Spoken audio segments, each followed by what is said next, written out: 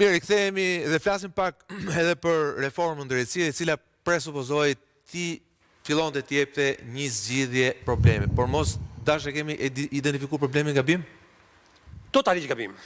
Pse? Kur ndërton një shtëpi o miku im, nuk ndërton çatindi, se s'rri do të naje çatia. Këto i hoqin çatin. E filluam me Xhavaiz bashkim, si e pata Po, bashkim Deden. Bashkim Deden, që kanë shëtuese, në një kohë që do duhet fillote nga poshtë reforma, në që kuptim. Sepse, po themi definicionin e fundit, kush është? Ti ke një mal, stok, dosjesh të cilët janë të bllokuara në gjykat lartë, gjykat apelit dhe për gjykat e shkallë tjerë. Pse? Për shkak të mungesës nga pikpamja formale të numrit të gjyqtarëve. Dhe sot vetë gjykata apelit ka gjysmën e personelit të trupës së gjyqësore në gjykatë apelit. Vazhdojmë të edhe ajo godin aty, kur u bë prap riformatimi i hartës gjyqësore, nuk ishte godin për gjithë gjyqtarët e apelit të Shqipërisë. Pra mungon infrastruktura. Pra, ti thua që u bë gabim ajo reforma e mbylljes së gjykatave. Kjo është gjyqësore prap, kjo gjyqësore. Por e fillojmë nga këtu tani. E fillojmë nga këtu. Zotëri, nuk mund bënin bashkimin dhe është ajo që tha ty gjyqtar, avokat në një zyrë, mos ketë privasi, mos ketë dermë vetë organizime. Është e njëjta gjë si me fut armë. Nëse deri futet avokati me çantën me lekë të gjykatës dhe marrë punë. Nëse deri përpara. Po këta rrugë të roja këto, se rrugë të roja. Plus metal detektori nuk i identifikon parat. Nëse përpara reformës drejtësi, marrja drejtësi, maksimumi mund të zgjasë 5 vite në gjithë shkallë të gjyqësorit, për isha raste specifike të rralla, po deri në 3 vite mbyllis procesi civil apo procesi penal. Ndërsa tani në mungesë të kësaj vetëm një gjyq pensioni, një ndarje më një ndarje, një bashkëshortësh, do të pakte minimumi 2 vjetë. A e kuptoni që... Më thani qik më shumë, bile... Po minimumi, po theme, minimumi. S'po theme maksimumin. Pastaj, që ndo tani? Mima, të atjep shansë gjykata, që gjatë procesit ndosha ribjen dashuri me partneri. Gjykata e lartë po shërton, s'ka filluar akom në mosgaboj 2017-ën. Je 8 vite mrapa tani për 2025-ën, që vazhdo stoku shtohet. Gjykata e apelit përsëri ka 24.000 dosje gjykata e apelit që është e përgjithshme. Në një kohë që si që ishen gjykata, do të ishe evadosh njëherë dosjet. Shumicët hiqe stokun në këto gjyqtarët në gjykatat e apelit, 6 gjykatat e apelit, pastaj të centralizohet gjykatat. Dhe do duhet që rekrutimi i gjyqtarëve, i prokurorëve, nëpërmjet shkollës së magistraturës, do të kishte një rritje të fluksit të rekrutimit nga shkolla e magistraturës që të zëvendësojë vendet bosh të prokurorëve dhe gjyqtarëve në shkallën e parë. Në një kohë që ngelen gjykatat me një gjyqtar, vetëm 2 gjyqtarë me 2-3 prokurorë. Këto janë problemet e cilat u krijuan. Mendon që kjo po e çon reformën në drejtësi tek pika e mos funksionimit? Sepse ç'a ndodh? Për shembull, mbas rastit të ndjerit Kalaja, mendoj ç'a presioni janë gjykatësit për dosjet që kanë dorë, prokurorët për dosjet që kanë dorë. Nuk besoj se mund ta çojë në një pikë dështimi, por goditja rëndë... Kolapsi, tashmë. Dhe kolapsi. Kolapsi është krijuar. Është krijuar kolapsi dhe besoj se ama dhe u pa që nuk ka asë një unicitet në të gjithë qëndrimet që kanë mbajtur, ndryshe kolegjoja, ndryshe KLP-ja, ndryshe ca gjyqtarë, ndryshe disa prokurorë, nuk kanë edhe avokatë, ndryshe çka të lë të kuptosh që nuk kanë një qasje dhe një vizion të qartë se si duhet ndryshojnë gjërat. Unë i thash dhe që parë në pushim, të vendosh që zgjidhja është të japësh armë gjyqtarëve, është gjëja më e tushme me qesharake, sepse nuk do bëjmë filme kanë pasur. Edhe prokurorët dhe gjyqtarët. Sherifa jeme të dalin sa gjyqet ato. Nuk është problemi, nuk e zgjidhja.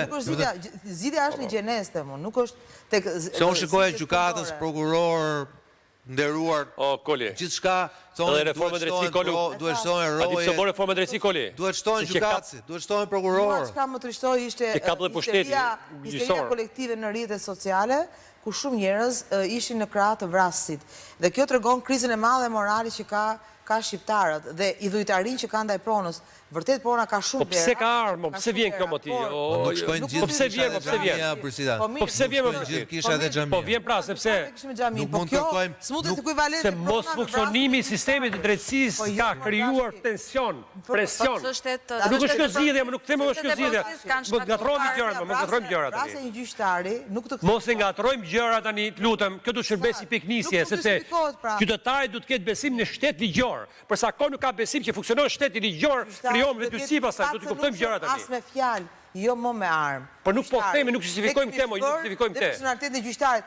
Atëherë detyra e iniciativit dhe e ekzekutivit të krijoj frym pozitive, të krijoj legjislacion, funksionoj shteti ligjor. Këtë do të ndajmë gjërat më. Ja më lehtë për të vrarë një gjyqtarin Në Itali pas si ndodhi rasti i Borselinos dhe Falconës. Po sepse u përgjegjësua, u dërgu ushtria u bë ka qenë më parë me Aldo Morën. Vetëm një sekond. Tash unë e thash në fillimin editorial të yllit, ndoshta nuk e dëgjove. Pra, këta që sot dolën prokuror, gjykatës, politikanta, ti shtojmë rojet, ti shtojmë. Më fal, se e lidhe me rastin e zotit Kalaja, me fatkeqësinë e zotit Kalaja. Zoti Kalaja e vran mafiozët? Ja, nuk e vran mafiozët. E vran grupet kriminale të organizuara? S'ke dilejt konë? Po. Apo jo, pra po flasim për rastin. Pra për prona isha, vrena atë. Okej, ai u vra për prona dhe jo thjesht si cilën e gjykatës. Po pra prona. Prona është objekti. Nuk u vra nga grupet organizuara, pra nuk u vra ai djali që e vrau, që kemi fotografi, dhe që u vetë rrëfye që e vrau dhe e shpjegoi pse e vrau. Nuk besoj që ishte pjesë, paktën nuk e dimte tani, pjesën e grupit strukturuar kriminal. Ma ishte vrasje demonstrative. Pra ishte pas vendimit. Po pra, dakord, po nuk ishte vrasje nga grupe kriminale, nga grupe mafioze, apo nuk ishte pa precedent. Ishte një person pa precedent. Me shkolluar, me histori. Patjetër, unë e thash, ai do plaket në burg. Kuptohet, se ndoshta po të ishte me një regjim tjetër do të shqetësuar diçka tjetër. Do zgjidhet problemi duke zgjidhet problemi me roje? Po jo. Do zgjidhet problemi duke vrarë gjykatës tjetër, prokuror tjetër? Jo. Si e zgjidhin? Piknisje me do piknisje. Se në Itali kështu filloi piknisje kur vrarë Giovanni Falcone.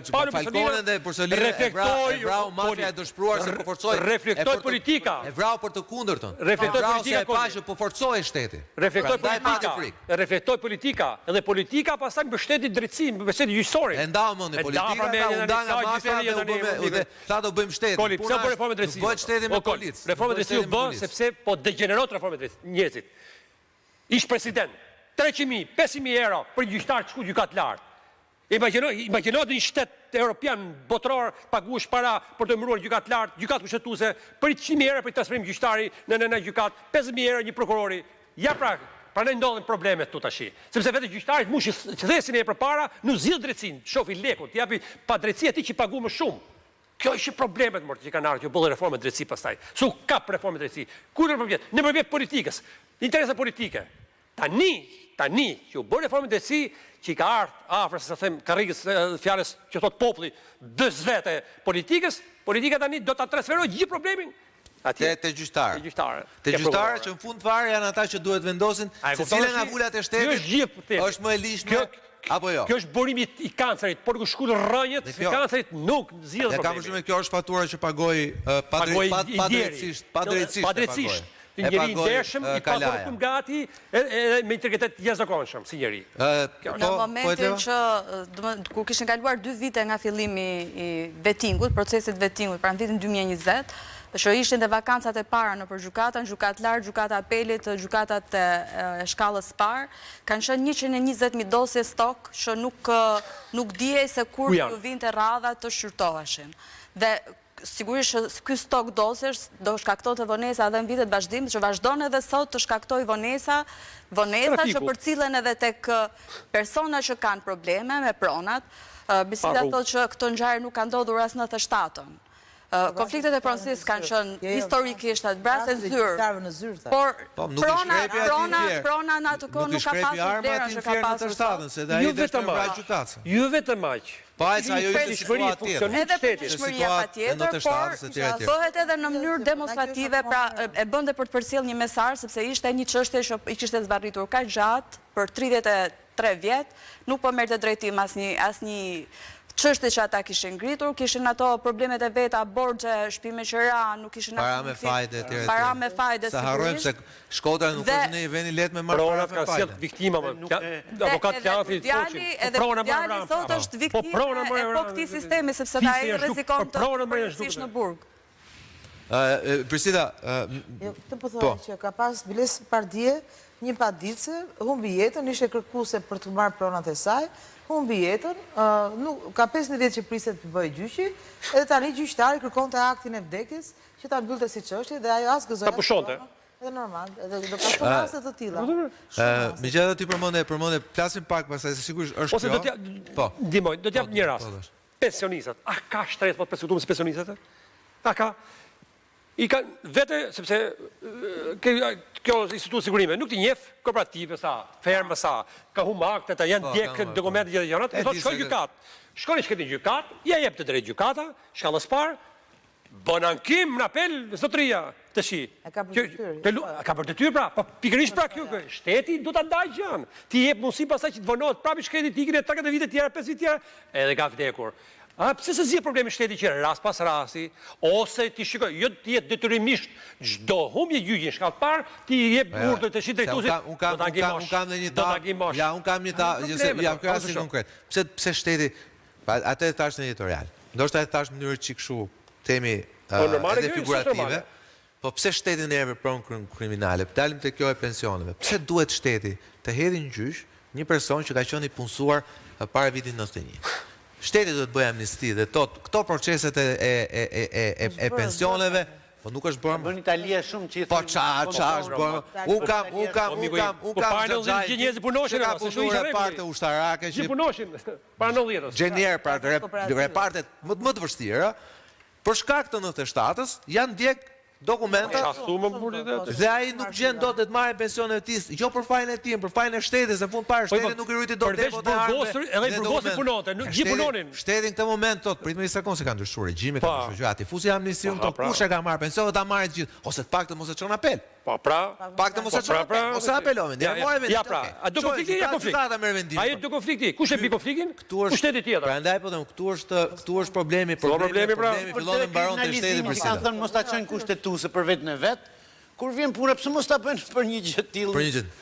Prisita, megjithatë ti preke një temë, sepse dy tema ne kemi edhe sondazhe, ndoshta e nxjerr regjia për lidhur me rastin e Ndjerit Kalaja, pra cilat janë dy faktorët që ne kemi evidentuar që mund, sigurisht e para është pak do të themi frustrimi i njerëzve me mosgjetjen e drejtësisë. Janë kthyer me sindroma apo? S'është kthyer në sindrom, dhe patjetër është ai presioni i madh publik që i bëhet gjykatësve. Ti përmendë rastin e kreut të opozitës Berisha, i cili pikërisht pak orë para se të vritej zoti Kalaja, sulmonte me plumba politik, le të themi, një tjetër gjykatëse që e bën. Ai thotë e bëj me fakte, e bëj etj, por ndërkohë ka dhe ato epitetet cilat nuk janë fakte, janë thjesht fyerje dhe presion publik.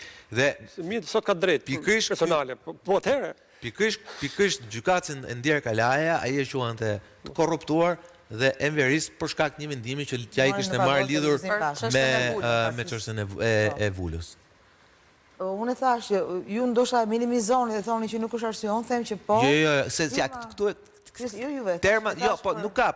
Ne këtu po mundohemi të ja ku e ke në ekran. Nuk po e minimizojmë. Ne po themi, këto janë dy probleme dhe unë jam dakord me që problemi i është personi publik që bëhet drejtësisht nga politika. Patjetër. Edhe në fakt nuk e bën vetëm. Por është elementi, por ama është elementi i dytë. Nuk është tërësor, pa diskutuar shumë. Shumë i rëndësishëm. Shumë po them nga derivon gjëra. Psikologjikisht të jep kurajo, sidomos elementëve që i kanë tendencën. Pra i thoni që janë të lidhura dy gjëra. Patjetër unë mendoj që kam votuar për të dytën në fakt, sepse ke faqja e ABC-s. Po, rregull, është sigurisht, patjetër që është problem. Sepse ai dhe të mendosh që nuk kanë as vetdijen, edhe janë autorët e gjithë kësaj situate në politik, dhe se mos për 7501 Berisha e di shumë mirë dhe gjëja ka pranuar kur kanë qenë zgjedhjet e majit që ka qenë fajin, edhe prap tani do jam nxituar ka thënë, dhe prap tani ky person nuk ka as vetdijen të kuptojë që ata janë gjeneza dhe ata nuk mund të vazhdojnë denigrojnë, dhe nuk është vetëm Kirina Gjoka. Kush ka pas probleme me Berishën, gjithmonë është denigruar, poshtruar, fyer publikisht, dhe imagjino kur e bën një ish president, një ish kryeministër. Jo, dhe nxit edhe pastaj njerëz që themi nuk kanë ndoshta kapacitetin e duar për gjykuar dhe pastaj ka devianca më njerëz saktuar, nuk ke çështuar. Edhe zoti Rama përpara pak kohësh ka sulmuar dy gjyqtarë të gjykatës administrative. Mund patjetër që ka vendime që nuk bie në favor të vizionit që ka ai për zhvillimin e Tiranës ose institucioneve të ndryshme. Besoj se kjo që ka ndodhur tani është një këmbane e madhe, një mësim shumë i madh për të gjithë shtetarët e Shqipërisë që të jenë shumë kujdesshëm përpara se flasin për gjyqtarët. dhe për prokuror, sepse sido që të puna gjyqtari është një nga pozicionet më të larta, më elitare të një shteti, i cili funksionon mbi bazën e dokumentacionit dhe i cili duam ne është një hall. Do të vendosë drejtësinë. Tani duhet të parlojmë Në rastin një gjyqtar të pambrojtur, u mendoj edhe një herë që është një akt makabër dhe kriminal. E quhet i ylli është akt terrorist. Kjo që thot sondazhet aty, mos funksionimi i drejtësisë ka shumë shkaqe, por dhe drejtësia brenda ka shkak shumë. Po themi, jo parsor, mund të jetë sekondar, por shumë e rëndësishëm. Kush është? Një pjesë e gjyqtarëve, prokurorëve, janë të cilët e deformojnë drejtësinë.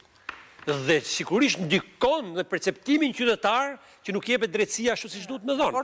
Ke edhe gjyqtarë dhe prokurorë të korruptuar, një pjesë dhe janë hequr.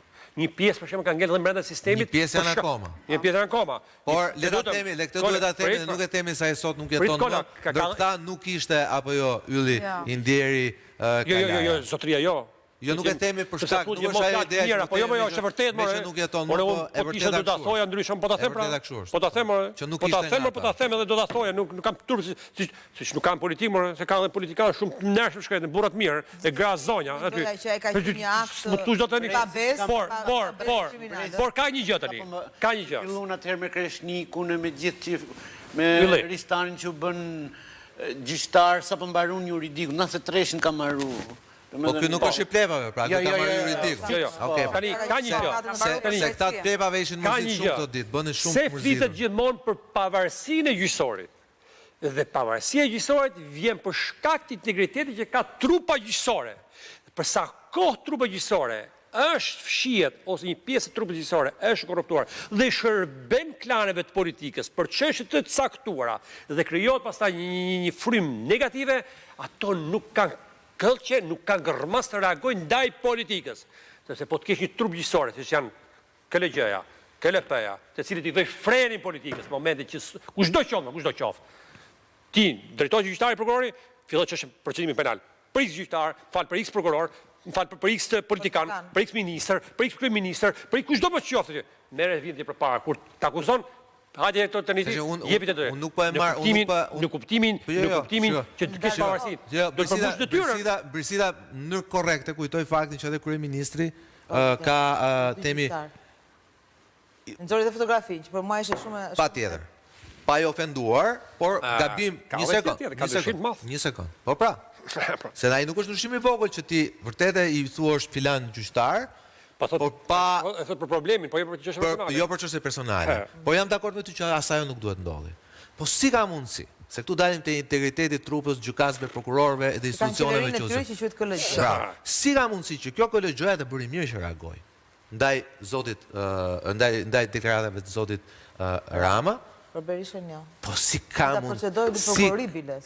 mundësi që mbushin brekët sa herë flet Sali Berisha? Këtë ma shpjegoti mua. Dhe a mundet që këta të jenë organet cilat duhet ruajnë gjykatësit e prokurorët ratë parë nga presionet e politikës, nga presionet e krimit dhe nga presionet e njerëzve. Tregojnë edhe identitet, dignitet, në rrasë ata i tregojnë dhëmbët Berishës dhe gjithë Berisha, indirekt ka dhe një mesazh dhe për gjithë shqiptarët, kanë treguar që stop, kjo nuk preket, ne kemi autoritetin ton, dignitetin ton, ata partitë duhet bëjnë një procedim penal ndaj Berishës në prokurori, sepse aq më tepër që gjyqtarët ndaj gjithëve.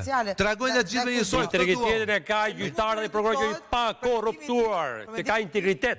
Ka dignitet. Okej, këtë dignitet s'ka që të bëjmë pastaj tjetri. Për veten time. Patjetër. Po edhe ato kur ta bëjnë pak, ta bëjnë për gjithë. Etleva, si është atmosfera mes gjykatësve dhe prokurorëve pas asaj ngjarje që është patjetër me paprecedent? Sigurisht është ka tension dhe janë të friksuar, sipas çdo incidenti që ndodh, po kjo ishte ngjarja më e rëndë që ka ndodhur ndonjëherë në ambientet e gjykatës. Ka pasur një tentativë në vitin 2007 u plagos një gjyqtare në gjykatën e Fierit për një çështje pronësie dhe ajo. Më pas në vitin 2023... Për fat vetëm u plagos. Për fat vetëm u plagos. Në vitin 2023, po në gjykatën e apelit, ku ndodhi ngjarja, pati një incident shumë të rëndë në fakt që trupa gjyqësore nuk u lejua të shpallte vendimin, u mbyll në dhomën e këshillimit pasi familjarët e personave që u dënuan nga kjo trup gjykuse kërcënonin dhe nuk i lejonin që të shpallnin vendimin. Dhe ky ishte precedenti që gjykata KLG-ja me kërkesë të gjyqtarëve sigurisht kërkoi që të merreshin masa shtesë pasi në fakt gjykata e apelit është një institucion që nuk është i përshtatshëm për të mbajtur shumë persona brenda një salle, pasi edhe salla ku ndodhi ngjarja ishte një sallë 6 metër katror, ishte shumë e vogël. Dhe duke e ditur tensionin e çështjes, për më tepër dhe në gjyqtarja që i drejtohej me një shkresë KLG-s, kërkonte që të merreshin masa për shkak se thoshte ambienti shumë i vogël. Ne përballemi me palë që janë në konflikt, kanë emocione dhe në momentin që japin vendimin ata mund të reagojnë në forma nga më të ndryshmet. Dhe këtu nuk qëndron problemi vetëm te detektori, sepse ai detektor nuk është skaner. Skaner ka vetëm gjykata e posaçme, që mund të dallojë nëse ke një armë, ke një objekt tjetër. Ai është një metal detektor që ti mund të kesh edhe një çelës edhe ai vazhdon e bën atë sinjalin. Pra sa njerëz kalojnë aty, unë nuk mund të justifikoj rojen me këtë rast që nuk e kontrolloj. Po le ta reduktojmë te po nuk mund të reduktohet deri aty, sepse ai nuk mund të kontrolloj 100 ca njerëz që mund të kalojnë në një orë aty, avokat, prokuror, gjyqtar, familjar, të pandehur, palë e tretë. Se ka dhe të pandehur që janë në gjendje të lirë? Po janë në gjendje të lirë, po sigurisht. Dhe kjo ka sjellë edhe këtë, pra nuk mund të lidhet problemi vetëm këtu. Pastaj është çështje tjetër që kërkojnë të ketë prezencë forcave policisë në sallë. Në kohë që reforma në drejtësi pas ka vendosur që policia duhet të rritë larg. Pra policia që nga problemi. Ka një problem tjetër pastaj. Policia pas ka qenë problemi. Policia aty ka frikë se shikon se kush hyn kush del. Kë takon e po kë takon në një gjyqtar apo në një prokurori. Po largojnë sytë që vështojnë. O marrëzime në këtë vend është çuditë. Po këtë e bën politikanët prapë, se reformën fund fare voton politikanët. Vend çudia është ky më burrë, është vend çudia. Largojnë policët nga gjykatësit e prokurorët, pra shteti largon veten e vet. Se pra deklarata e ministres brendshme ishte shumë për dëshiruar. Po çfarë bëjmë ministri e brendshme? Po s'kishte pse thoshi që nuk ishte përgjegjësia jone, po nuk është. Dakor, po në atë moment sepse ti dhe unë çfarë do thonin të parë? Do thonim ku është policia? Se këto do thonë. Mirë, se integrati që neutralizum. Ai do të vetë, neutralizum thonin. Një sekondë. Ai do të vetë si gjithë shënjata e njerëzve. Hajde të kapi këtu se këtu jam sa. Vetëm ka një gjë. Po mirë, ka tendencë gjithmonë ka tendencë. Unë kam ndonjëherë gjunë e rënd, po e bazoj mbi fakte. Fakti është që policia aty ka qenë pak minuta. Problemi është çfarë si policia se policia nuk lejohet të ishte aty. Pra policia, sepse kështu që ka vendosur reformën drejtësi, që e vendos ka KLG-ja, KLP-ja, ku diun spaku. Një të moshuar me lehtë aty. Kush të rrugë? Një moshuar të rri aty. Ilirian, ç'është kjo? Ilirian Force, nuk e di. Ilirian Gar. Po është vend punësimi pra, është vend punësimi. Po vend punësimi pra shteti për shteti. E ka thënë vetë në deklaratën e tij që kishte hyrë edhe më parë me pistolet në gjykat. Pra nuk është se kishte për herë të parë ai. Thjesht kjo ishte hera e parë që bëri vrasjen. Por pistoletën ai ka provuar. Ai prej kohës sepse kanë problemet e mia, madje me pistolet janë futur edhe herë tjera në përgjykata, nuk e tha specifikisht. Sot personi vrasi. Po, vrasësi. Pra ai e kishte testuar dhe këtë gjë ishte e planifikuar, nuk është se ishte krimi i momentit. Pra është ashtu se e quajtëm emisionin, është ashtu se e quajtëm emisionin. Ishte një vrasje e paralajmëruar, por vrasi natyrisht nuk ishte vetëm ai që shkrepi armën. Bërsita, faleminderit, Ylli, faleminderit, Etleva, faleminderit, Darsula, kënaqësi si gjithmonë.